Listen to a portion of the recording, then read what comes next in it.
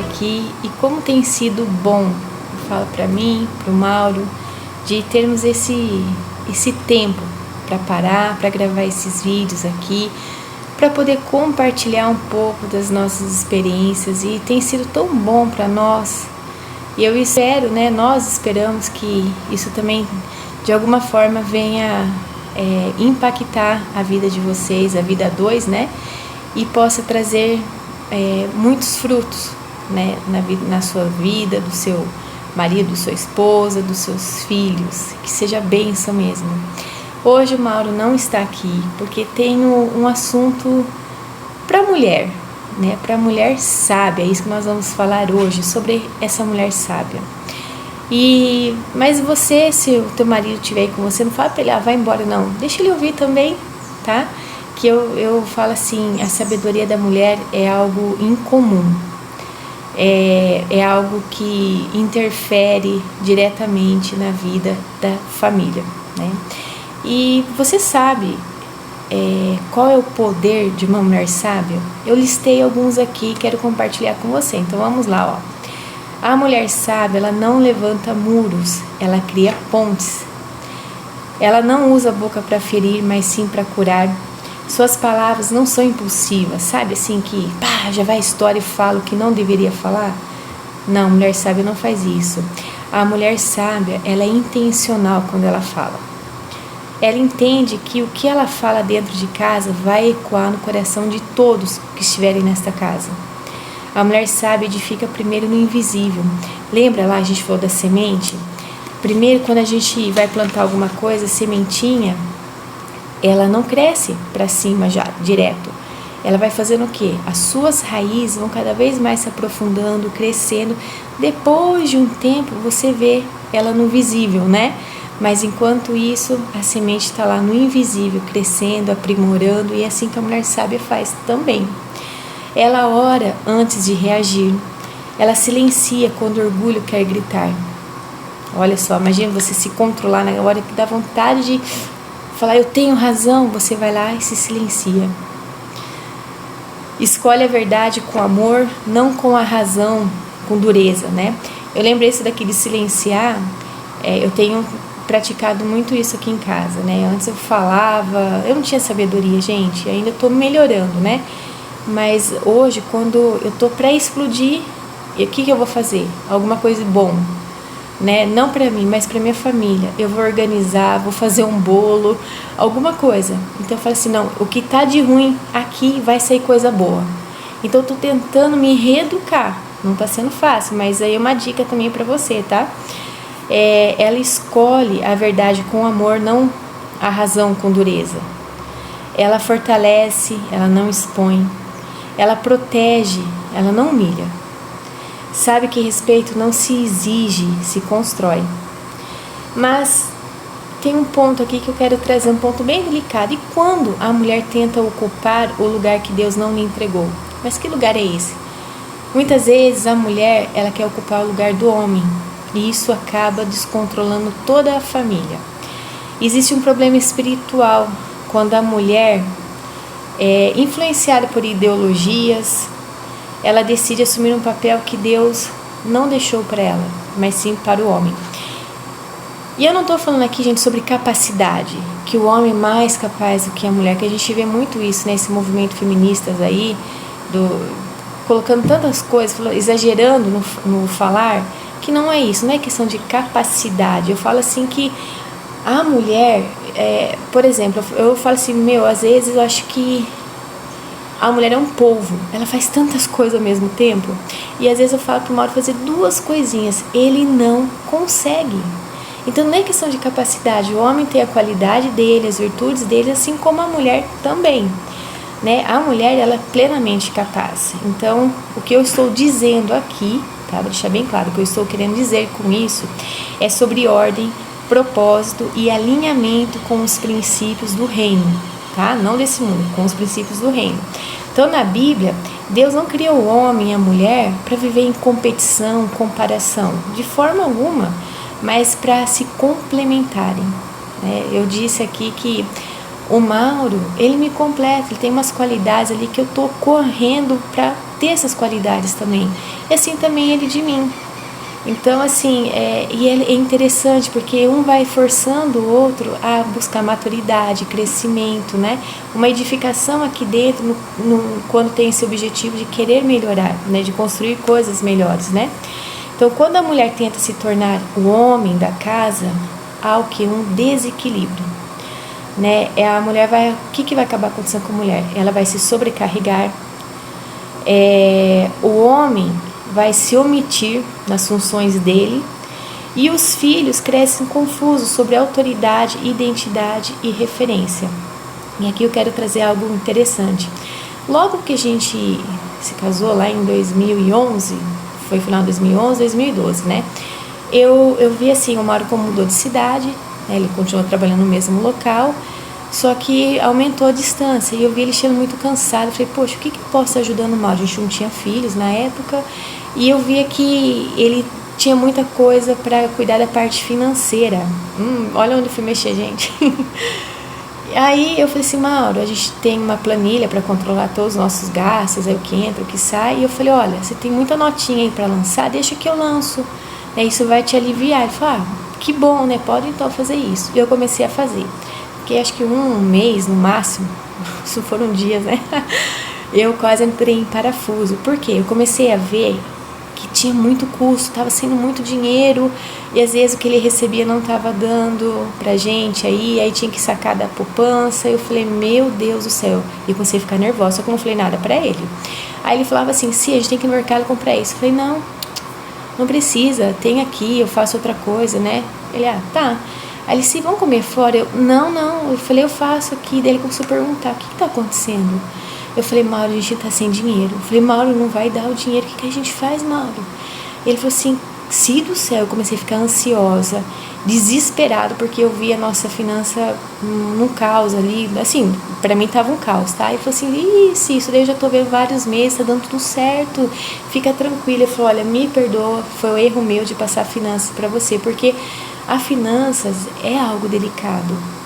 E a mulher ela é tão emotiva, tão explosiva, que qualquer coisa ela é intensa, ela aumenta 1000 vezes o negócio, né? Então, assim, a gente entrou no acordo, falou, olha, parte de financeira aqui nosso é com você. Eu falei, eu não dou conta. Então, quando a gente tenta assumir alguma coisa, seja inconsciente ou consciente, né? Da parte do homem, nós vamos nos desgastar. E é interessante, olha só que que vai acontecer com a mulher quando ela assume funções do homem. Ela endurece o coração, perde a suavidade, a delicadeza, ela vive em constante estado de defesa e controle, né? Não porque nós somos fracas, né? Mas porque está fora do que é o combinado, daquilo que o Senhor estipulou para o homem estar fazendo, né? Então, vamos lá, o feminismo, ele ensina independência absoluta. Já a Bíblia ensina a aliança. O feminismo ensina disputa de poder, competição entre o homem e a mulher, né? Já a Bíblia ensina serviço mútuo. É aquilo que eu falo, estamos no mesmo barco, juntos, remando na mesma direção com um único propósito. O feminismo também diz, não preciso de ninguém. E Deus diz, não é bom que esteja só. Gente, é tão bom você poder acordar com a pessoa que você ama do seu lado, de ter alguém para estar te ajudando. Como a Bíblia fala, né? Se um cai, o outro ajuda a levantar. Então, lá em Efésios 5:21 diz assim, sujeite-se uns aos outros por temor a Cristo. A mulher bíblica, ela não é submissa por opressão, obrigação, uma imposição. É porque ela confia em Deus. Se Deus está falando, olha, se submeta a Deus. Ela fala, tá bom, se Deus está falando isso é porque isso é bom. Ela entende que liderança masculina não significa tirania, tá? E sim responsabilidade diante do Senhor. Eu leio a Bíblia e eu falo assim, às vezes eu vejo o que o Senhor passa de função, responsabilidade para o homem ali na Bíblia, eu falo, Mauro, olha, fique de olho, porque Deus está de olho, se você pisar na bola comigo, você vai ter que se entender com meu pai lá do céu. Porque é uma responsabilidade muito grande que o homem arca. Então, quando ele assume essa posição de sacerdote do lar, a mulher tem condição de fazer isso, tá? Quando a mulher tenta governar no lugar do homem, ela perde essa leveza, como eu disse. E quando ela confia no planejamento de Deus, o que Deus já desenhou a respeito da função dela, ela encontra, sabe o que, gente? Descanso. O propósito nunca foi de competir entre homem e mulher, mas foi de caminhar lado a lado, cada um no seu papel, refletindo o caráter de Deus. Mulheres, nós temos nossa função dentro da casa, dentro da nossa família. Homens, vocês também. Então, não assumem querendo um assumir o papel do outro. Eu lembro quando eu era pequena, eu sempre ouvia isso da boca dos adultos, dos casados, né? Ou comentar, sabe quando a pessoa comenta da vida do outro, né? Eu ouvia assim, a fulana é que veste a calça e o marido é que veste a saia dentro de casa. Gente, que situação. E aquilo sempre me incomodou. Isso que eu era piquitica, né? Mas isso sempre me incomodou ver essa expressão, né? E quando acontece isso, a mulher veste a calça e o homem veste saia, você imagina a confusão na cabeça dos filhos? Mas, peraí, então o que eu tenho que ser de fato, né? A verdadeira força da mulher não está em ocupar o lugar do homem, mas em ser quem Deus a criou para ser. Essa é a verdadeira força da mulher. Quem Deus quer que você seja? Mulher sábia, tá? E quando isso acontece, a casa volta em ordem, e paz e direção. Olha só, em Salmo 127:1 diz assim: se o Senhor não edificar a casa, em vão trabalham os que edificam. Então esse não é um chamado para retroceder. Se eu fizer isso, eu vou retroceder. Onde assim, vou deixar um homem mandar em mim? Quantas mulheres não veem isso? E muitas vezes as mulheres estão somente repetindo o que viram dentro de casa. Eles tinham um pai fraco, uma mãe mandona, e às vezes elas começam a refletir o que viram dentro de casa, né? Então, isso não é para retroceder ninguém, pelo contrário, é um convite para voltar ao centro da vontade do Senhor, tá? Então, a sabedoria feminina, ela sustenta gerações, gente, isso eu achei fantástico e é verdade, tá? Quando uma mulher escolhe ser sábia, ela muda o ambiente, ela cura histórias e prepara um futuro mais seguro para quem vem depois. Eu não sei se acontece com vocês, mas com certeza acontece. O Mauro pode ficar doente, a casa funciona normalmente. Olha que uma gripe para o homem é o fim do mundo, né? Então assim, mas a casa funciona. Mas se a mulher fica doente, eu sempre converso: Senhor, não deixa eu ficar doente, eu não posso ficar doente. Aí o Mauro fala assim: não, sim, fica lá, vai deitar, né? Eu cuido daqui, das crianças, pode deixar, faço almoço. Daí lá eu tô na cama tentando descansar, febre, quase 40 graus. E aí eu escuto as crianças: mãe, aquele choro. E eu viro para um lado, coloco o travesseiro na orelha e não consigo. Aí eu levanto: você já tá melhor? Eu falei: não consigo descansar desse jeito, deixa eu ficar aqui, que aqui eu vou melhorando, tomo os remédios, mas eu preciso ficar aqui. O homem não dá conta, gente, porque de casa é da mulher, né? Não tem de terceirizar isso. Ser mulher sábia não é ser silenciosa, tá? Mas é ser guiada pelo Espírito Santo. E também não é ficar falando, tá? Ela não fica quieta, mas também ela pede direção para o Espírito de Deus. E é saber quando falar, como falar e principalmente, precisa falar? Olha que interessante. Então aqui eu quero trazer uns exemplos rápidos do que é ser uma mulher sábia no casamento, com os filhos em casa. Então no casamento, a mulher sábia entende que o casamento, ele não se vence no grito, tá? Mas numa aliança que ela tem. Quando há conflito, ela escolhe conversar e não competir. Ela não expõe o marido para ganhar apoio externo. Gente, não fique falando mal do seu marido para a sogra, para sua mãe, para a amiga, não. Exalte a qualidade. O que está errado se resolve dentro de casa, tá? Senão você vai começar a ter interferências externas na hora errada, tá? Mas aí você vai ficar brava. Mas quem provocou tudo isso, quem deu liberdade do outro se intrometer na sua vida, foi você. Então cuidado com isso. A mulher sabe com os filhos. A mulher sábia, ela sabe que os filhos aprendem mais com o que vem do que eles estão ouvindo, tá? Ela ensina valores, valores com atitudes, como por exemplo, o perdão, a responsabilidade, o temor a Deus e o amor. Ela disciplina sem humilhar, ela corrige sem ferir a identidade do filho, né? Ela não cria os filhos para agradar o mundo. A mulher sábia, ela sabe que cada filho tem um propósito, então ela já vai direcionando os filhos para esse propósito. E mesmo cansada, ela escolhe ser referência. Por quê? Porque ela sabe que seu comportamento hoje será a voz que vai ecoar amanhã na vida dos filhos. Olha só, isso é muito importante, viu? E dentro de casa, como a mulher sábia tem que se comportar? Ela transforma o lar em refúgio, ou seja, descanso, e não em campo de batalha, tá?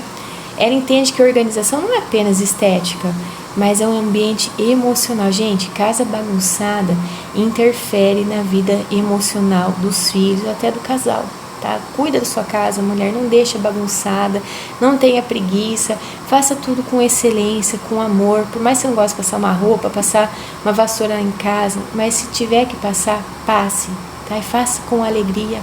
Eu sempre vou, não é pro extremo, mas eu sempre lembro, e se eu não tivesse a casa? E se eu não tivesse esses filhos quando tá passando a roupa, né? Muita roupa. E se eu não tivesse eles, o que seria de mim?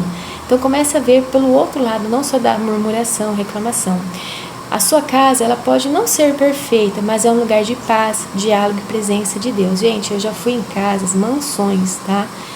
Que era um vazio, tinha muito dinheiro e muito espaço dentro delas, ou seja, não tinha valores ali, era tudo superficial, era uma coisa infeliz.